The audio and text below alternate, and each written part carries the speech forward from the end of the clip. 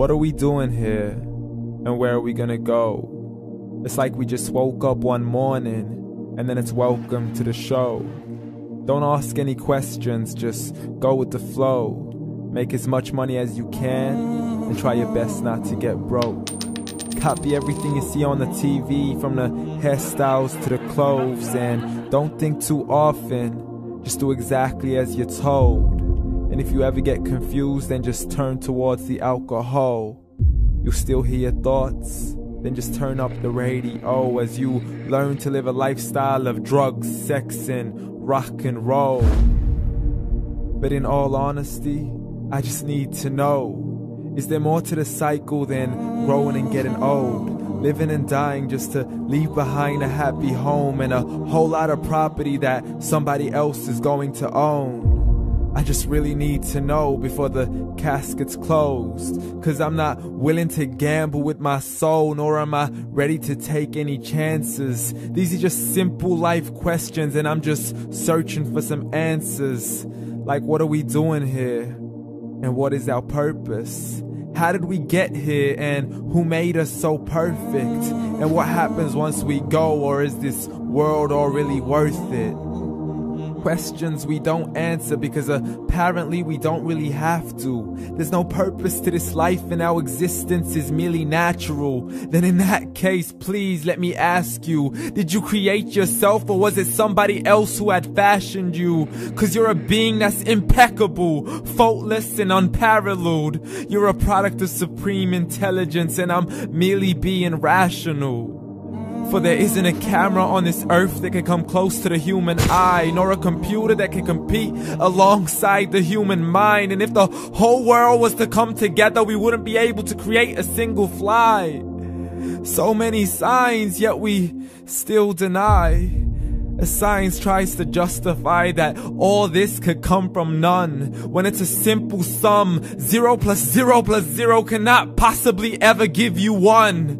So from where did all this order come? But everything has its origins, a maker, a creator of its own. I mean, the only reason you're watching this video is because somebody had to press upload. So we can believe in the Big Bang, but I'd rather believe in He who caused it to explode. Allah, the creator of everything along with every single soul. The ever-living, the master, the only one who is in control. Unlike his creation, beyond our imagination. And no, he's not a man, nor does he have any partners in association. He's on his own. And no, he did not ever leave us alone. Just like every manufacturer, he left us with an instruction manual. The Koran and Islam, and I'm sorry to jump to conclusions, but it's the only one possible. The only definition of God is the one and only supreme being. It's logical, a book with 0 contradictions, with miracles that are both scientific and historical, all revealed over 1400 years ago.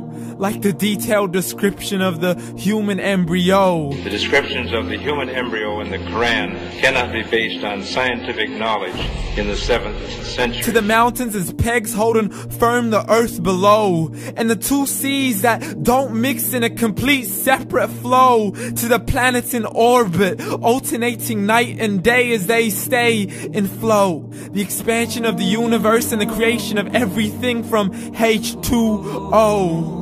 To the stories of the past and the preservation of Pharaoh. To identifying the lowest point in the land where Persia defeated Rome. The gushing fluid that created man in the glands between the ribs and the backbone. And not a word has changed, it's still the same. So please explain how all this was known over 1400 years ago.